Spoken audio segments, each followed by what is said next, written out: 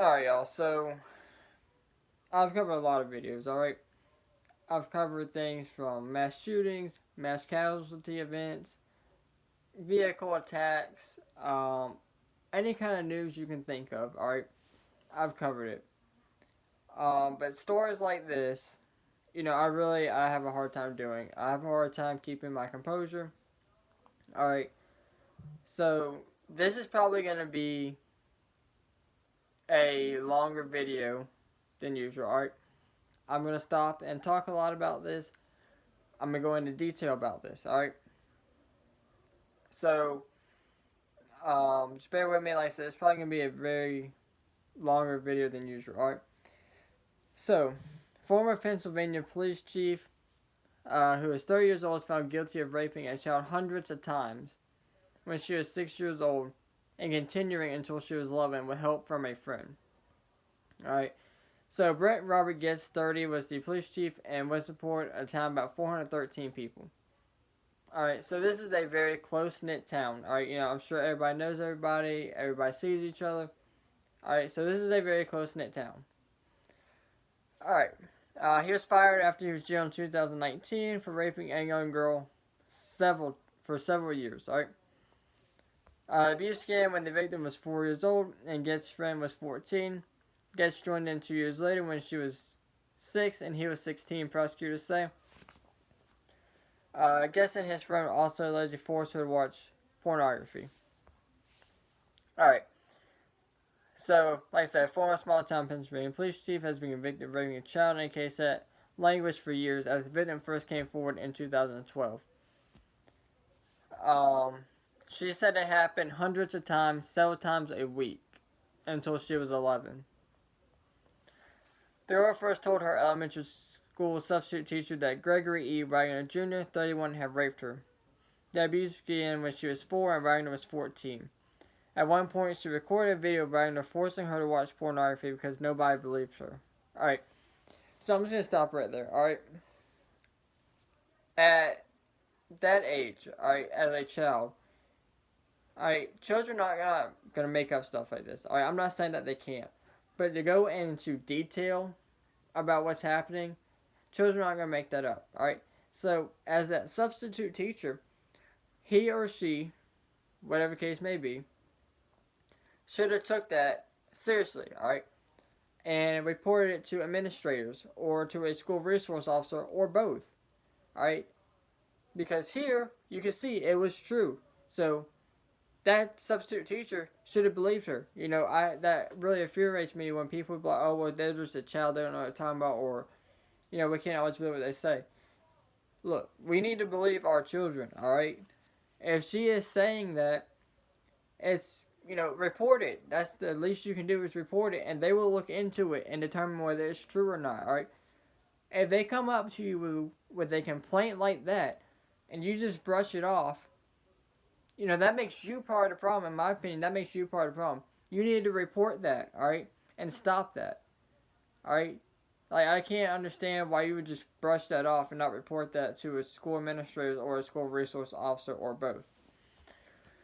Alright. So, since police revisited the case in 2018, that's when the victim revealed that Getz, Wagner's friend, had also participated. Authorities have not yet described the girl's relationship to Wagner. In addition to the rape count, the jury found Getz of Leamington guilty Thursday of 1 count each of involuntary deviant sexual intercourse with a child, aggravated indecent assault of a child, and indecent assault of a child under 12. His bail was immediately revoked and he was taken to jail. He has not yet been sentenced. Alright, so thankfully his bail was revoked. Alright, so I will give the court system and the judge credit for that.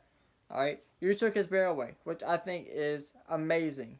Alright, he should not even have a chance for bail. He should not have a chance back out at life.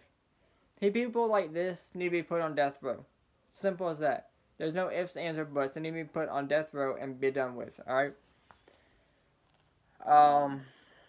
After his 2019 arrest, Getz was fired from his job as police chief in Westport, like I said, a town of 413 people.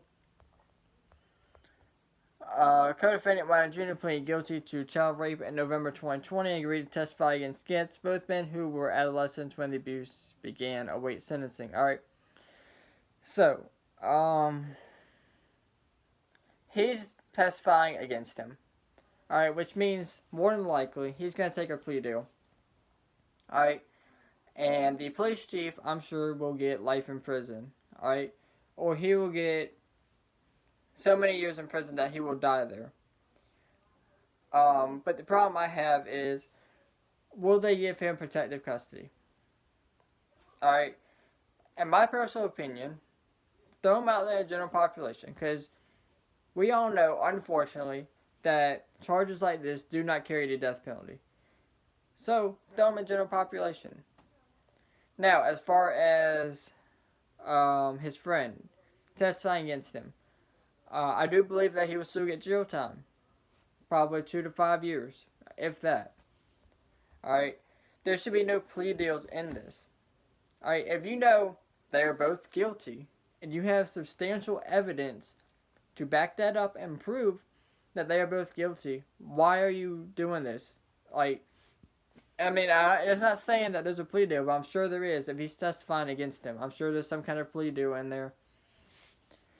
Alright. So the Carbon County Child Welfare Agency became involved after, and the victim was interviewed by a Child Advocacy Center in Scranton. A nurse concluded the child's symptoms and accounts were consistent with sexual abuse. Alright, and that's pretty much the end of this. Now, there is a little bit more about a Franklin Township police officer speaking with Wagner in 2012. But he didn't want to talk. Then comes back in June 2013 with a lawyer to talk to the same person. 3 years later, in 2015, a criminal complaint was prepared against Wagner, but was dismissed by a district judge because of what the Attorney General's office has described as a paperwork error. A Franklin Township also revisited the case in 2018, at which time the victim revealed that Getz, a friend of Wagner's, had also sexually assaulted her. She said that 2 years after the assault began, when she was 6, Getz joined in, making him 16 at the time. Alright, so, again, stuff like this I really do. I have a hard time doing, alright? Like, hundreds of times, several times a week. Like, honestly, like, people like this, I really just wish there was a death penalty for crimes like this, because you terrorized this girl for years. Alright? And then you bring your friend in to terrorize her even more. Both of y'all should be put on death row. Alright? And I'm not talking about sit there for 10, 15, 20, 30 years and then you may or may not get executed. I'm talking about you get 3 days. Alright? That's it. You get 3 days. You send your letters to your families. Whatever. You get 3 days. Spend it how you want. Alright? That's it. 72 hours. That's all you get. No ifs, ands, or buts. Alright? And if you can't get the lethal injection in, use the firing squad. Alright? If you don't want to do that, use the electric chair. And as far as, some states let these people choose, no, you choose for them. Alright? You don't let them choose. You choose for them. Alright? And, the whole last meal thing, to me, is ridiculous also. People on death row have done serious crimes. Alright? Murder. Mass murder. Hate crimes of mass murder. Alright? There should be no last meal. It should be 3 to 5 days and you're done. Simple as that. And again, stuff like this I can't deal with. I really can't. But let me know what you guys think down in the comments below. As always, thank y'all for watching, and y'all stay safe out there.